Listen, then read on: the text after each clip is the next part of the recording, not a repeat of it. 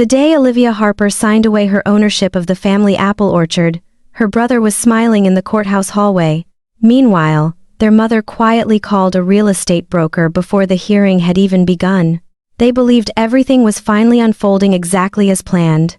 What none of them knew was that the only person who truly understood the value of that land was the very person they had spent years underestimating. Years earlier, when their grandfather was still alive, Olivia had been the only grandchild who stayed on the farm. While Mason moved to the city to pursue a business career, Olivia woke before sunrise every morning to care for the endless rows of trees. She knew which season dried out the soil the fastest. She knew which trees were beginning to show signs of disease. She knew exactly which section of fencing would collapse whenever winter arrived. After their grandfather passed away, nearly every responsibility fell onto her shoulders. Property taxes, maintenance costs, unexpected repairs. Olivia carried them all. Yet in the eyes of her family, none of that was ever considered an achievement. They looked at the orchard and saw numbers. Property valuations. Purchase offers that kept growing larger every year. Whenever Mason returned to the farm, he always repeated the same sentence. "We're sitting on a fortune." Their parents completely agreed. They believed Olivia was too emotional, too weak, too attached to the past. What they never realized was that throughout all those years, Olivia had been doing far more than simply taking care of the farm. She had quietly studied every legal document connected to the property. There were nights when she sat alone in the old farmhouse long after midnight, reading through records and agreements without telling anyone. When the ownership lawsuit was officially filed in court, the entire family assumed Olivia would fight until the very end. Even her own lawyer believed that. But as the hearing date drew closer, Olivia became strangely calm, as if she had already accepted losing everything. Or perhaps she knew something that no one else had managed to see. The hearing moved far more quickly than Mason had ever imagined. There were no heated arguments, no lengthy objections, and none of the fierce legal battle his family had been preparing for over the past several months. Olivia simply sat quietly, so calm that even her own lawyer seemed unsettled by it. When the final stack of documents was placed in front of her, she signed without the slightest hesitation. Mason leaned back in his chair. A quiet sense of victory spread through him. His mind was already filled with numbers.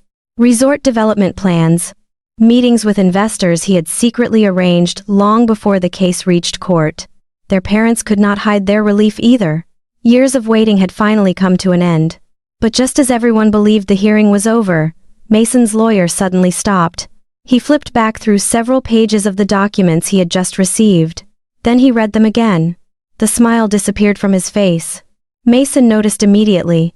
"What is it?" he asked. The attorney did not answer right away. He adjusted his glasses and looked directly at the judge. "Your Honor, these documents include a land preservation agreement that was legally registered before these proceedings." The entire courtroom fell silent. The judge reviewed the paperwork for several minutes before speaking calmly. Under the terms of the agreement, the property could not be converted into a commercial development. No residential communities could be built on the land. It could not be sold to real estate development companies.